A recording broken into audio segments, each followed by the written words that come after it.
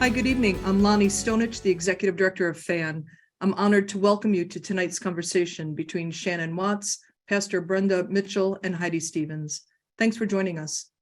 FAN celebrates its 40th anniversary this year, and we're honored to have the robust support of dozens of schools, nonprofits, corporations, families, and individuals from across the country. We are committed to our vision of an informed and compassionate community, and will achieve that vision by presenting fresh ideas that elevate minds, expand hearts, and make the world a better place. We have hundreds of videos of past events archived on our YouTube channel, so be sure to subscribe to get updates when new recordings are posted. And now for some introductions. Shannon Watts is the founder and a full-time volunteer with the nation's largest grassroots group fighting against gun violence, Moms Demand Action, a movement with a chapter in every state, and together with its partner, Everytown for Gun Safety, now has nearly 10 million supporters. For 10 years, Moms Demand Action volunteers have helped pass hundreds of gun safety laws across the country, changed corporate policies, and educated Americans about secure gun storage.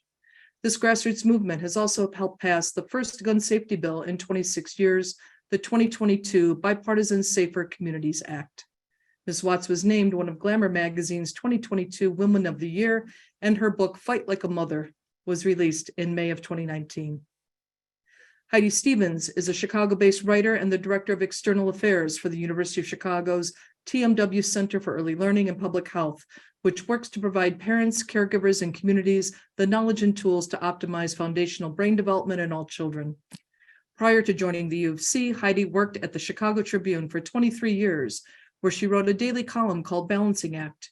She was awarded the Ann Keegan Award for Distinguished Journalism in 2018. Stevens maintains a nationally syndicated column once a week, and she has served on the FAN Board of Directors since September of 2021. Later in the program, Shannon and Heidi will be joined by Pastor Brenda Mitchell, the state chapter co-leader for Moms Demand Action in Illinois, and a fellow with the Everytown Survivor Network. In 2005, Mitchell's 31-year-old son, Kenneth, was shot and killed outside a bar 1 week after his younger brother, Kevin, left for his third tour of duty in Afghanistan.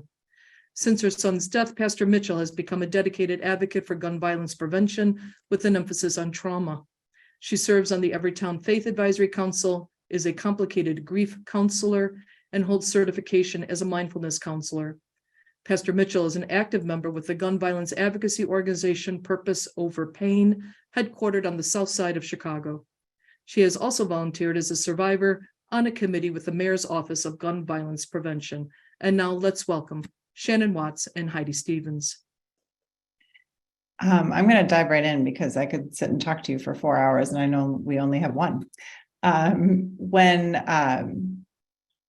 you look at America through the lens of gun safety, what has changed and what hasn't since you sat at your kitchen table on that terrible day in 2012, reeling from Sandy Hook and determined to do something to change the tide of violence that keeps washing over our communities?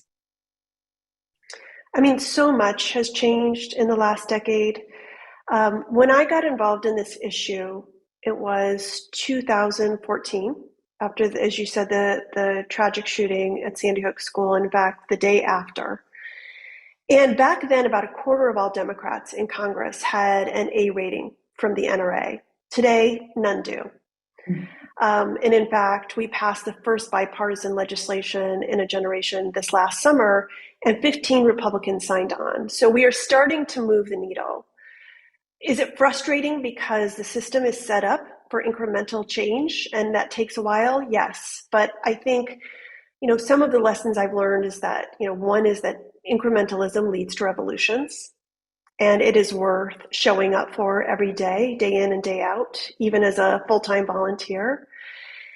The other is that Congress is where this work ends. It's not where it begins. Mm-hmm. And when I started doing this work, we were really focused on passing something called the Manchin-Toomey bill. And it was a bipartisan federal effort to close the background check loophole in this country. And I was sitting in the Senate gallery when that bill failed by a handful of votes in the Senate. And I kind of thought everything we'd been working on for a few months was over and we'd all go back to our normal lives. And we pivoted and started doing this work in city councils and school boards and state houses and even in boardrooms. And that momentum forced change at a federal level, but also in all the places I just mentioned, right? So passing hundreds of good gun bills, stopping 90% of the NRA's agenda every year in state houses for the last 7 years, all of that good progress.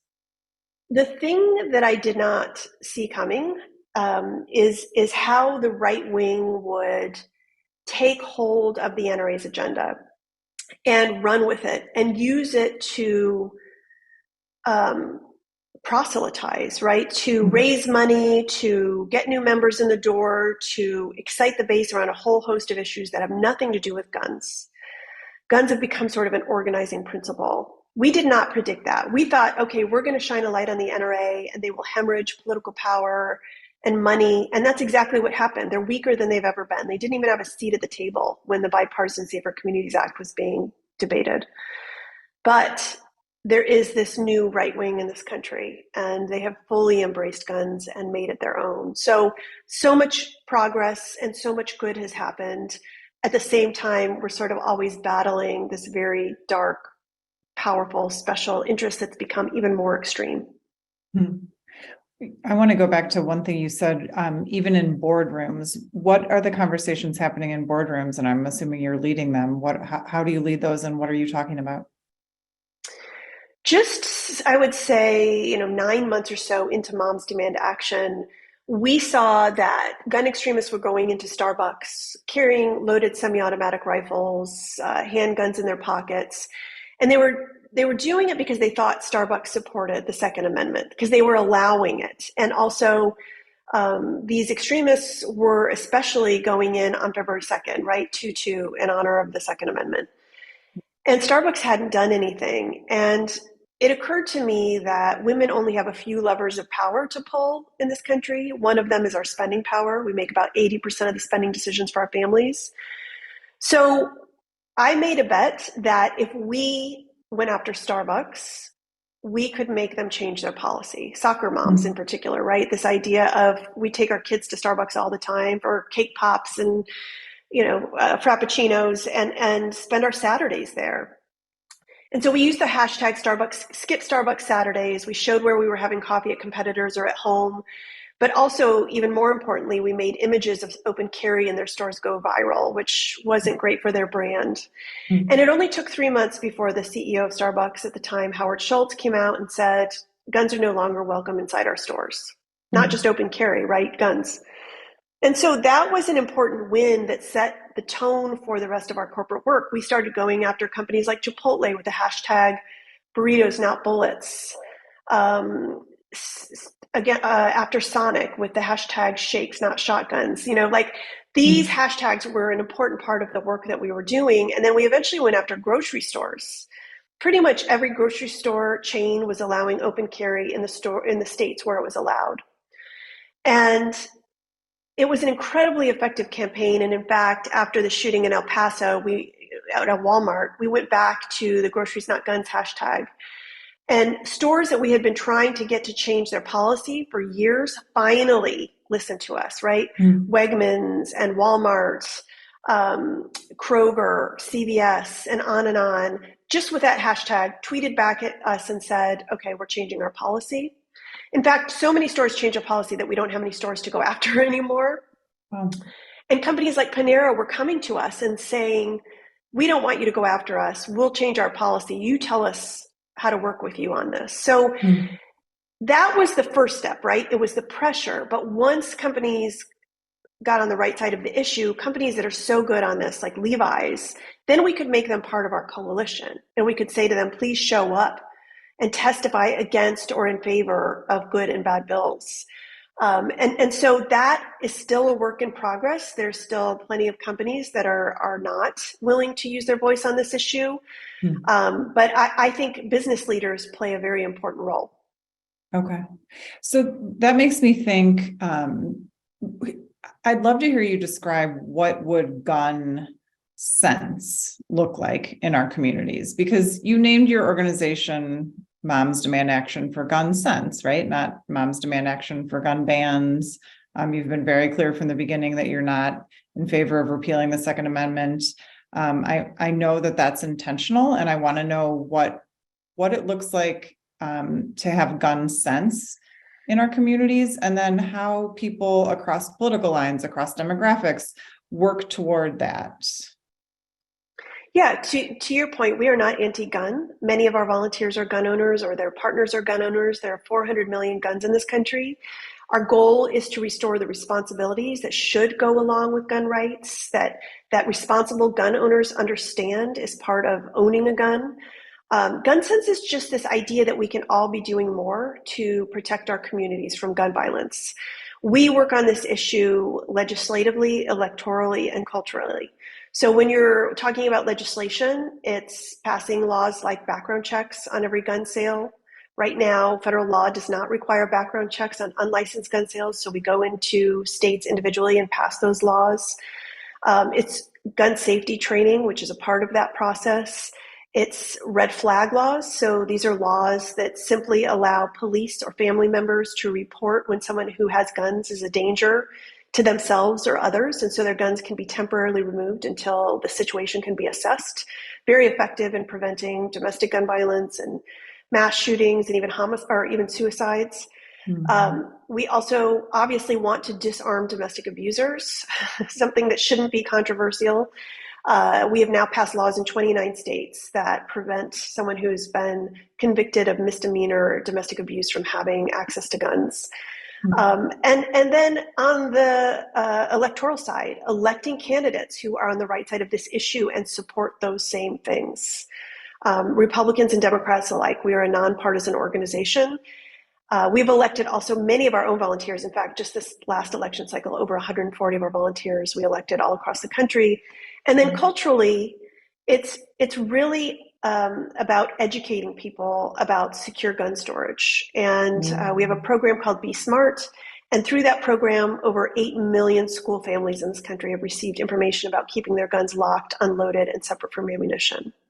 So that is gun sense, right? It isn't about preventing people from accessing guns. It's making sure that the wrong people don't have access to guns, and also that having a gun is treated as the monumental responsibility that it is. So, I mean, we have this sort of familiar tragic cycle, right? There's a mass shooting, or there's a school shooting, or there's a shooting on a block in Chicago, and fingers start pointing. It's the mental health crisis, it's video games, it's bullying, it's gangs. Is it all of those things, or is it none of those things? Is it a combination of those things, or is it actually just guns? It is just easy access to guns. You know, if first of all, let's break that down a little bit. Mental health is a red herring that you hear from GOP lawmakers. You know, we have the same rates of mental illness as other peer nations, other high-income countries, but we have a 26 times higher gun homicide rate. That is because of easy access to guns. People who are mentally ill are much more likely to be victims of violent crime than perpetrators. At the same time, these lawmakers who blame mental illness are often defunding mental illness programs, ironically. If it were video games, then Japan would have one of the highest gun violence rates in the nation. About 6 people are shot and killed in Japan every single year, and yet they play the most video games of any developed nation. You can go on and on and on with the red herrings and the things they point fingers at. But at the end of the day, all countries, all peer nations are home to people who are mentally ill, to people who are dangerous, to toxic masculinity, to domestic abusers, and on and on and on. What they don't have is a gun lobby that has essentially been given a seat at the table to write their gun laws.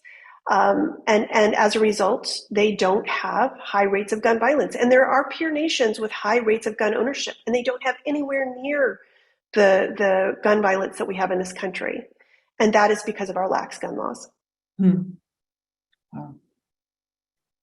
I interviewed you in 2019 after a mass workplace shooting in Aurora, Illinois. And you said to me at the time, we don't have to accept gun violence as a fact of life. And that struck me as such a simple, but actually really profound statement. And I wonder if you think that too many of us have begun to accept it as a fact of life. I actually don't believe that we will ever. I mean, you're a parent, I'm a parent. I will never accept that my children could be mowed down in their schools or at the mall or wherever they are. I just don't accept that. I won't accept that. And I don't. I haven't met anyone who will.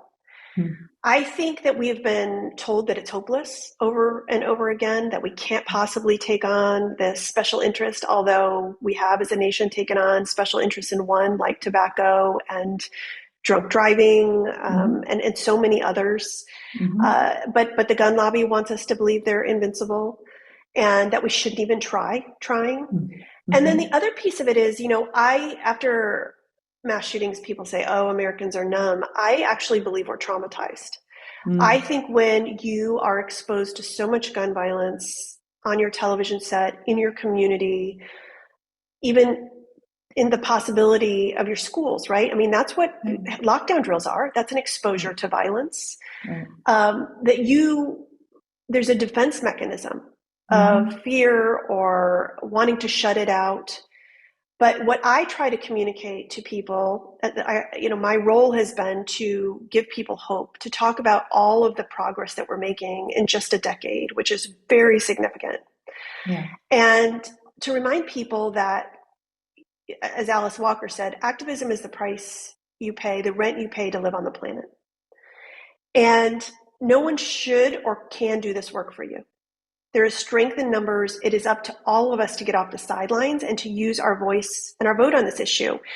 Mitch McConnell, who has been an NRA ally for decades, whipped the votes in favor of the Bipartisan Safer Communities Act.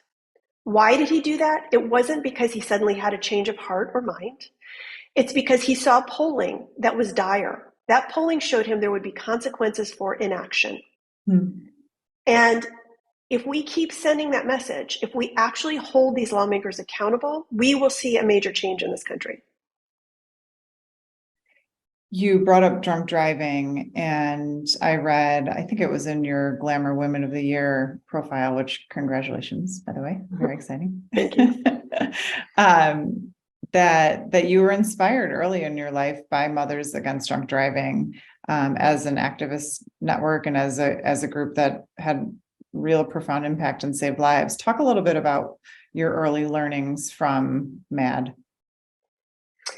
I remember so strongly being a high school student in the 80s and coming to school, and there was a car parked outside my high school, and this car had been in a crash, and it even still had dried blood inside of it. And the message was like, come look at this car. This is what happens when you drink and drive. And I was raised in the era where people would drink and drive all the time, right? Because it took a decade of work by MAD to change the laws. And it was meant to send a cultural signal that this was dangerous and that you would ruin your life and you would ruin other people's lives. And so when the Sandy Hook School mass shooting happened, the first thing I thought was, I want to be part of a badass army of women like MAD. That's who I've seen create so much change, all the way from Prohibition, that was the first time women were allowed to be activists because men saw temperance as a Christian value and they could never sort of put that genie back in the bottle, all the way up to the water crisis in Flint, Michigan. It's always women who force change in this country. I mean, you could see it happening.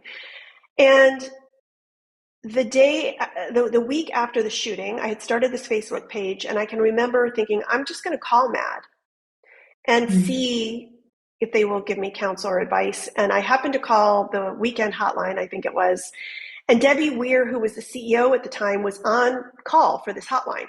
And she answered the phone, and we had a long conversation. We scheduled more conversations. She really did talk to me about how to organize and how chapters worked. And eventually, 5 years later, we hired her at Moms Demand Action. So it was a very full circle moment.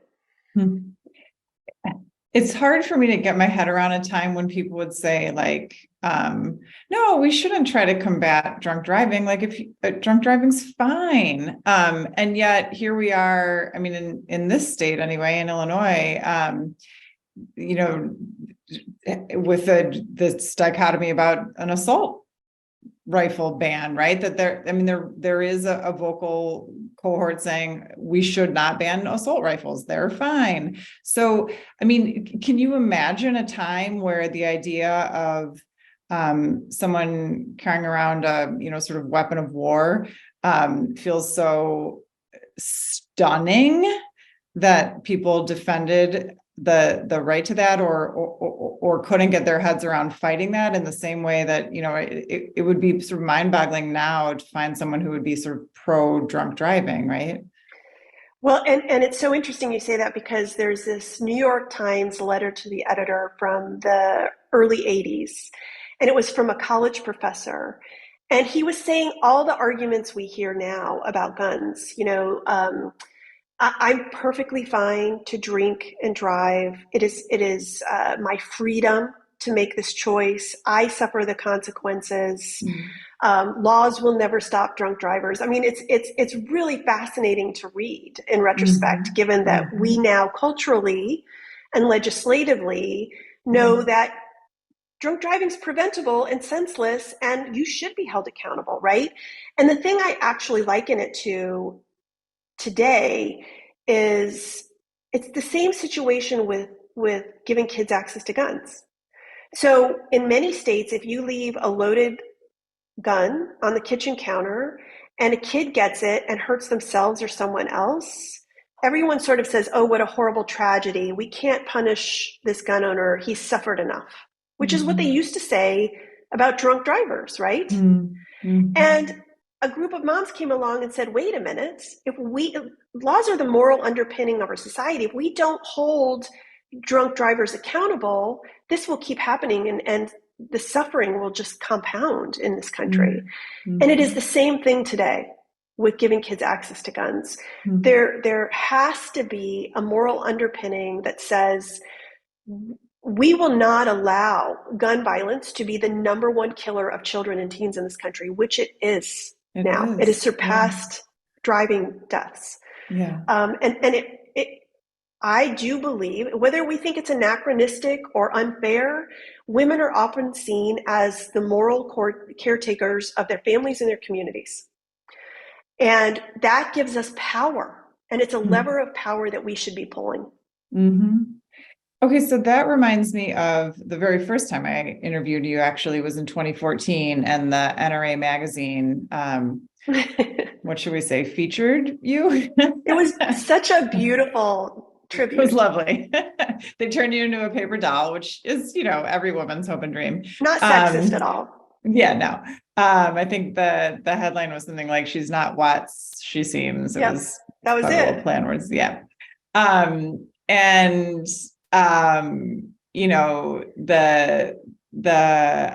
idea that I think your quote was,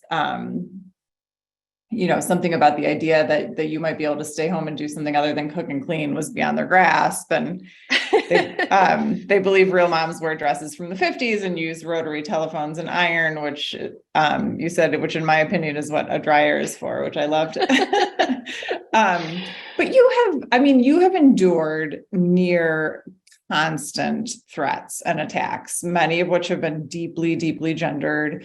A lot of that is rooted, obviously, in sexism and just lazy thinking and bullying, right? But I wonder also if it speaks to who we have historically listened to in this country, who we think deserves to shape our norms and our values and our policies. Honestly, like who we think our country belongs to, I suppose. And so I think that that's something that is really moving about your organization and what you're talking about right now. Is it turns on its head who we think the country belongs to, right? And it says it belongs to us. Yes, I totally agree with that. I mean, first of all, about 80% of the lawmakers in this country are men, and most of them are white men. That means women hold about 20% of the 500,000 elected positions in this country. And as the saying goes, when you don't have a seat at the table, you are probably on the menu. And we have seen that with women's issues over and over again, particularly when it comes to guns, right? Most mass shootings in this country are instigated by an incident of domestic violence. Over 70 women are shot and killed in this country every single month. So the part of the issue is that we aren't at the table to make the policies that protect our families and communities. We have certain levers of power we can pull. We're the majority of the voting public, so our votes matter. Our voices matter. We're the majority of the population. Our spending power matters. As I mentioned, we make 80% of the spending decisions for our families. Like, there are certain levers of power we can pull. And one of those levers, this is a conversation I had with Soraya Chamaly. She wrote the book Rage Becomes Her.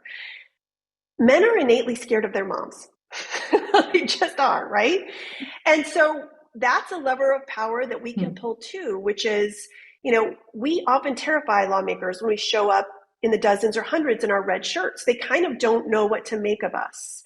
And our point is, we have our eye on you, and you absolutely will not pass these laws that endanger our families and our communities. We will not let you, and we will hold you accountable. We will use whatever way we can to do that. And I think that is threatening, right? We're threatening their power. We're threatening their authority. I can remember testifying at the State House in Indiana when I started Moms Demand Action. And I was told by a panel of male lawmakers, don't talk unless you're spoken to. I mean, they literally said that to me, right? And so all the gender norms, all of the misogyny, all of the things we see play out over and over again in this country, I think when you're talking about guns and then you bring women in telling mostly men, like, this is how it's going to go, there's a lot of pushback. Sure. Yeah. And you've spent the last decade having your life threatened and the safety of your family threatened. Can you talk about what that feels like? Does it feel worth it? I never knew this would happen. I never imagined I'd be a public figure, right? So all my public information was out there, my phone number, my home address, everything, my email. And so the good news was I started getting all these inquiries from women who wanted to help me. The bad news was I started getting threats of death and sexual violence to me and to my kids.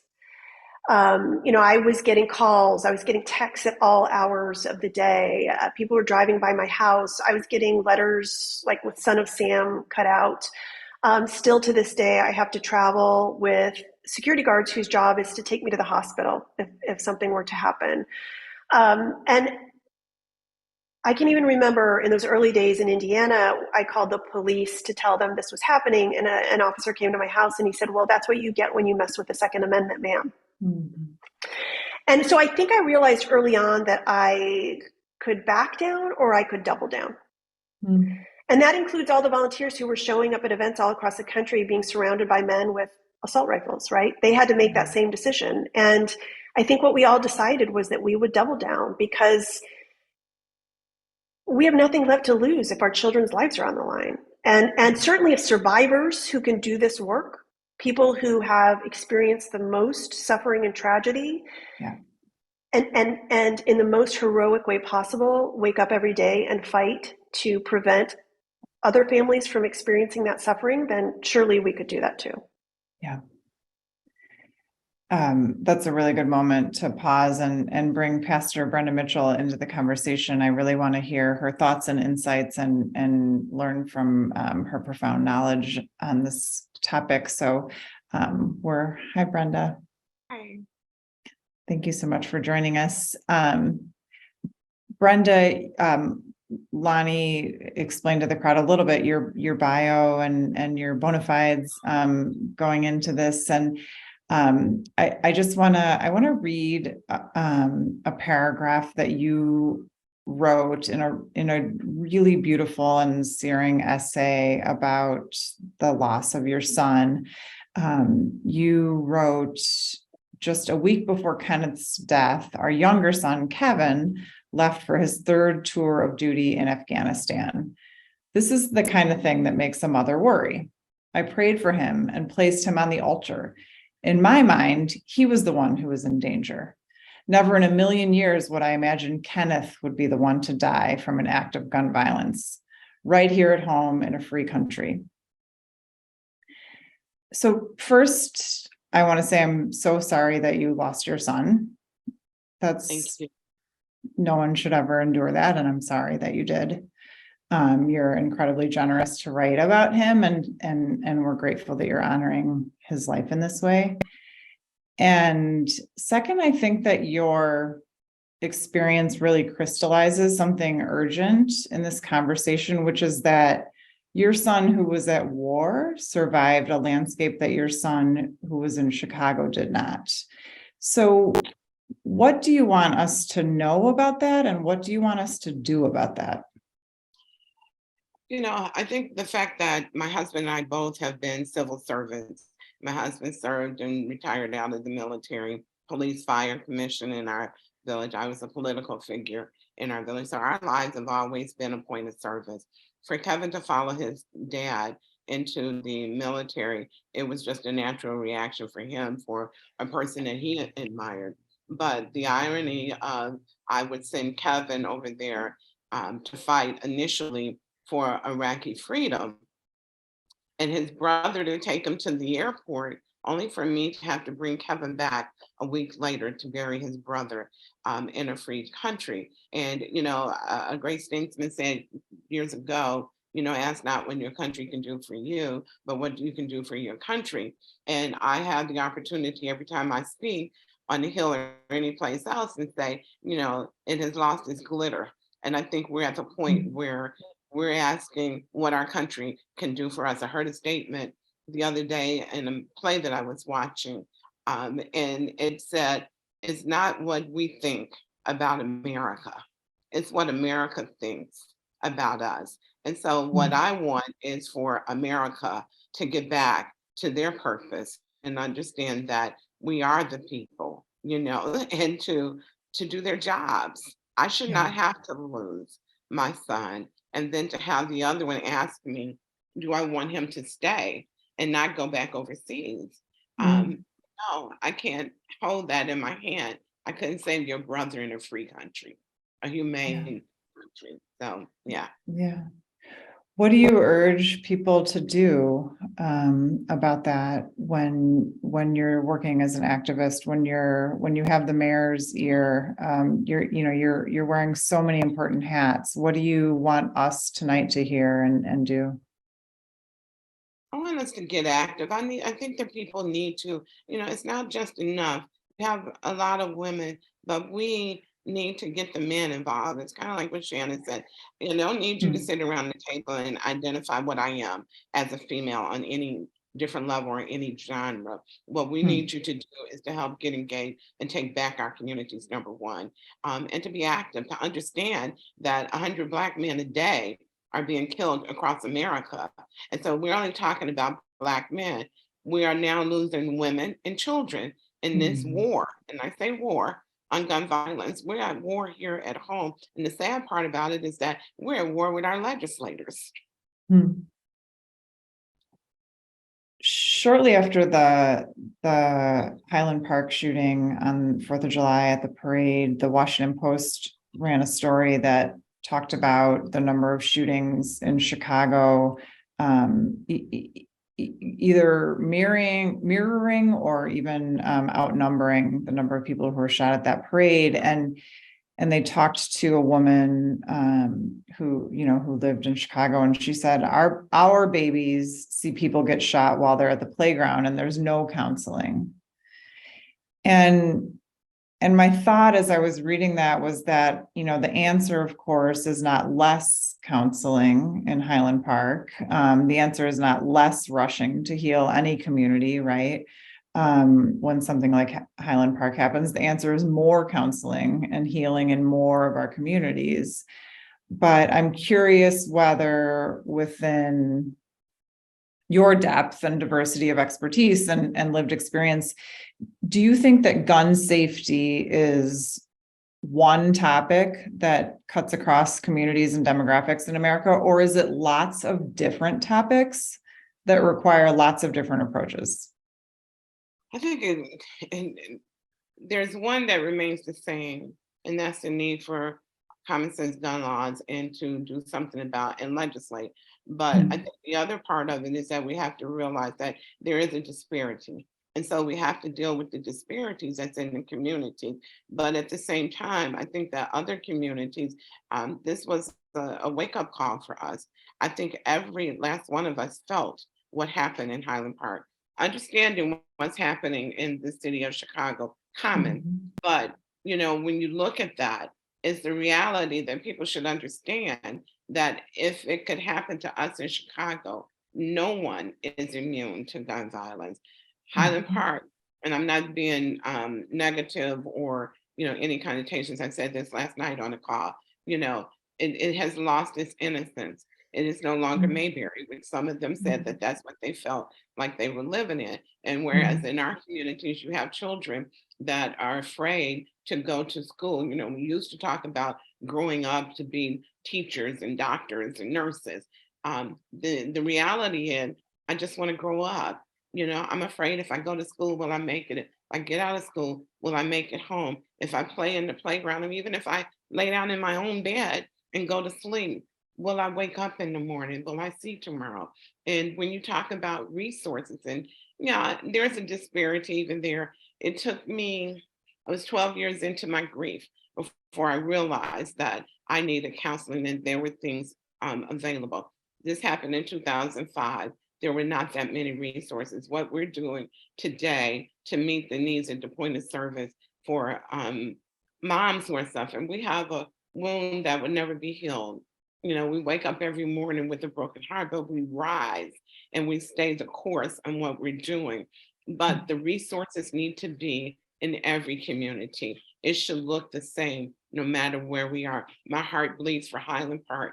My heart bleeds for South Chicago, the west side of Chicago. I lost my brother on the south side of Chicago to historical and institutional trauma, whereas before I didn't understand what happened to my brother.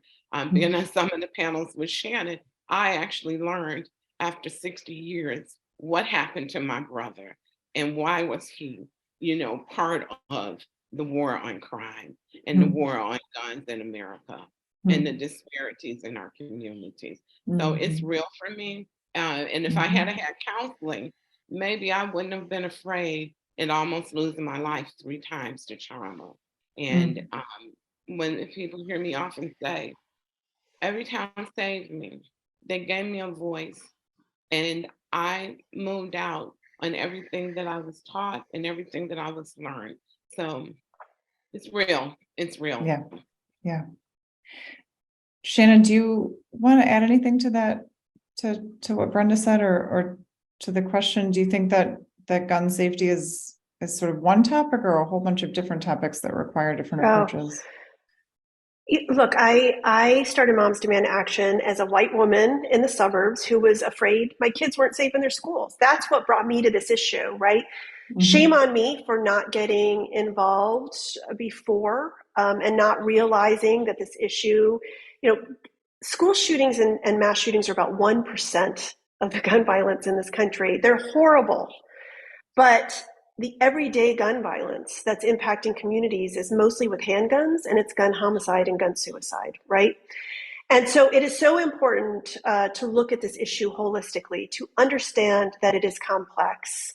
I think it's also an important role that women, white women, come into this and be educated about the issue and be deployed to help our Black and brown sisters who have been doing this work with very little attention in their communities for decades, right? They've been on the front lines of this issue, standing on streets to stop bullets, right? And the work to diversify the volunteer base and the leadership, I think what I have learned is it never ends. It has to be a priority.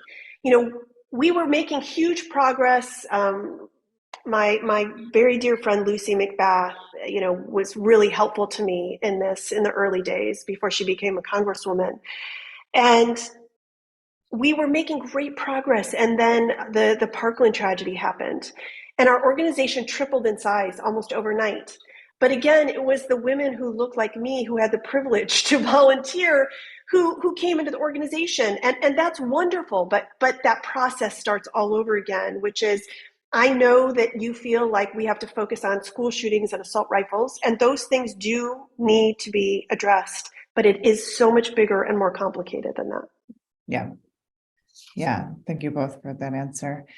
This is another question for both of you. I'd love to hear your answer, Brenda. First, I think both of you have such a unique window that really looks right into the complicated, and I would even argue unique relationship that Americans have to guns.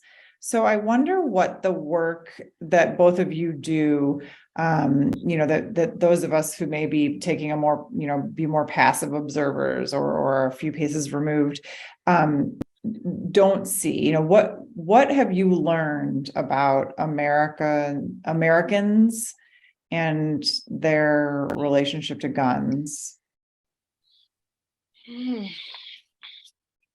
I think that it is unreal. I think that, my husband, who owns a gun, is not afraid of his Second Amendment rights. I think that we have an unrealistic love affair with guns. And the past administration truly furthered that in, spreading things that truly just simply were not true. And so now it has become an ideology. It's not factual, it's an ideology. And it's very difficult to remove things from the minds of people, and especially men who don't really want to hear from, a female. Nothing's changed in that, a female really can't tell me anything. That reality still exists. But I think that when you look at the number of lives lost, we have to address the issue of gun violence, because we are burying our children in a free country. We are committing genocide in some neighborhoods, and we don't really want to say that, and we don't really want to deal with it, but we are losing potential in our community because of America's love affair with guns. And I think it's very clear as what some of the younger girls said down in Springfield. Enough. I don't want to, I have 7 grandsons. That's my fear every day. My mother buried a son. I buried a son. I've got grandsons. I can't say that that's something that's, far from me. I look at them every day and I'm afraid, honestly.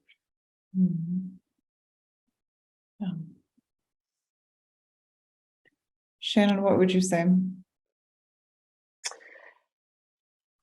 When you have conversations with most Americans, we agree on the same things.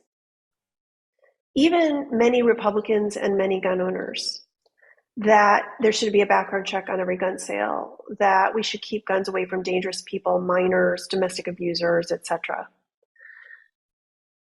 It is this very vocal minority of gun extremists who have held sway in this country for so long, and they have put forward so much disinformation that it's become embedded in it. This rhetoric is so difficult to undo.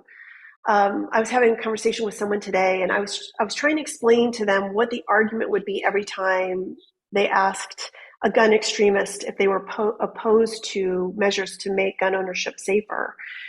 And, I can come up with every single argument that I know they'll say, and a lot of it is rooted in inaccurate research and data or in anecdote, right? And I think that is what I find so frustrating, is when you come across someone who believes this, who believes that someone's going to confiscate their guns, or that somehow more guns will make us safer. 400 million guns in this country. and a 26 times higher gun homicide rate than any peer nation. When will the guns start making us safer? Right? That's the question I want to ask. So I believe that the special interest will not win,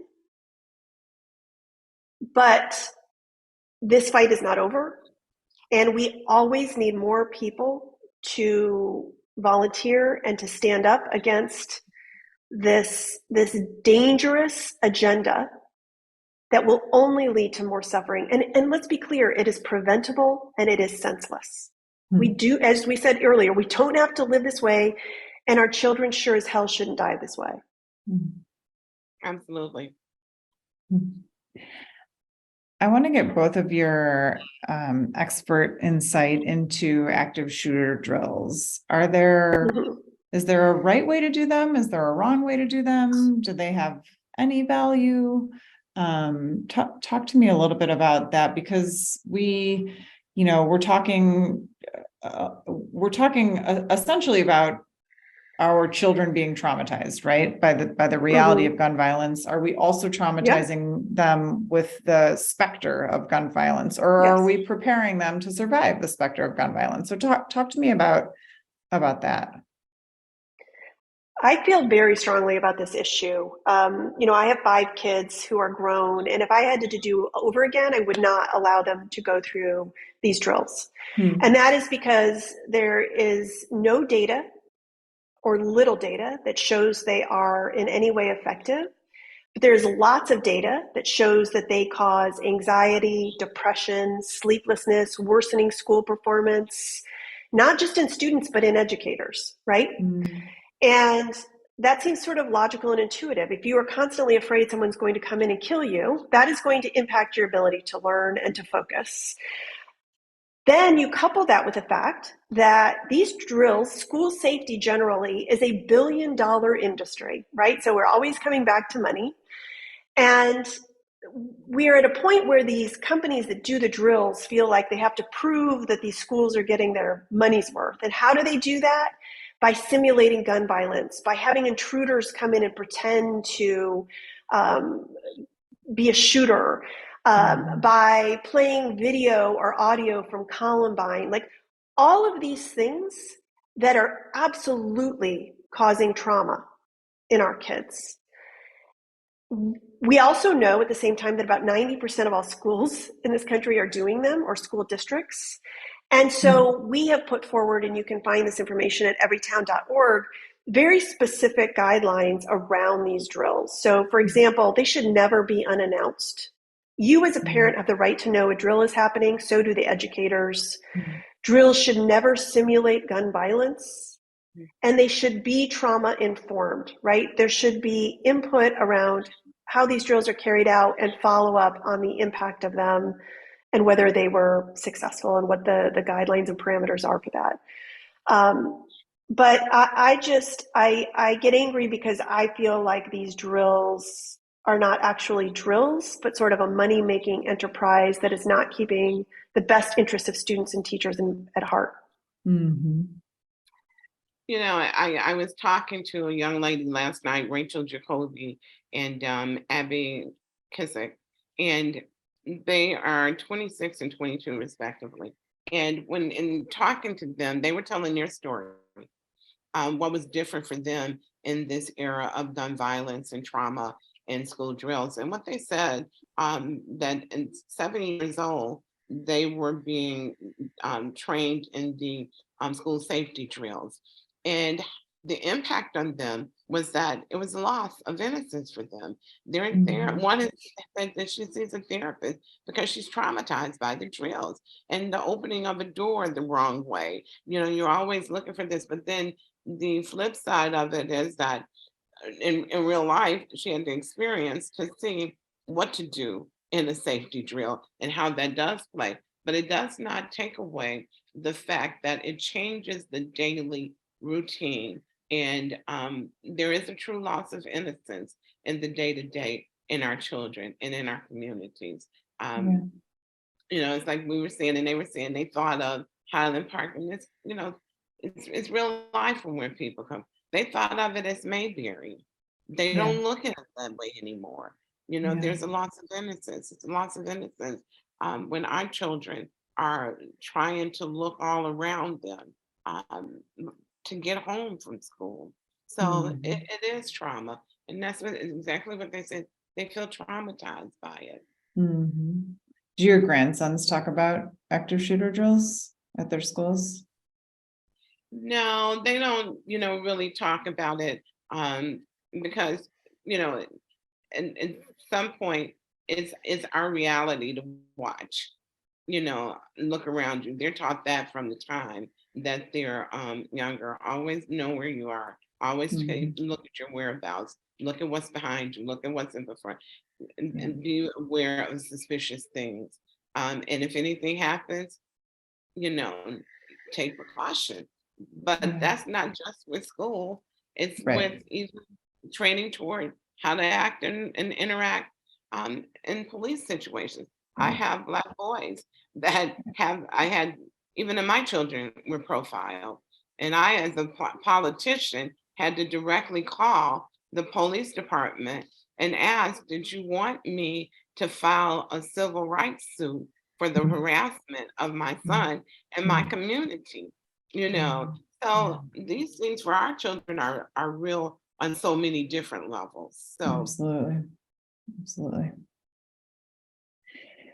Last question I'm going to ask each of you, and then I know Lonnie's going to try to get to a couple audience questions. I would love it if each of you could tell me what gives you hope.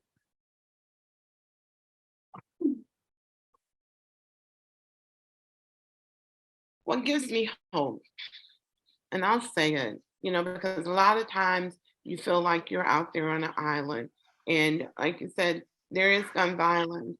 And then there's the subsets of gun violence. And there's so many societal ills that have created the environment that we're in today.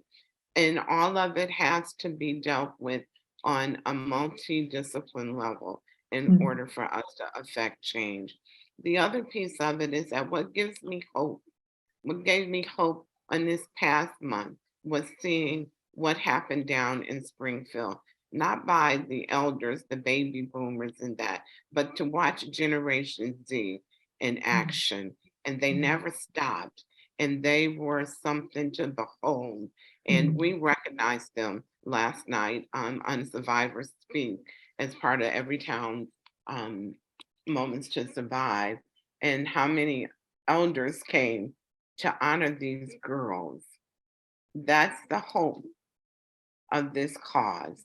And that's the hope of this next generation that's not afraid to question what they see and ask for it to change. Thank you. For me, I would answer that as a volunteer the same way our volunteers do, because we actually ask them. We ask our volunteers, like, what helps you and keeps you engaged? And they tell us two things. One, we're winning.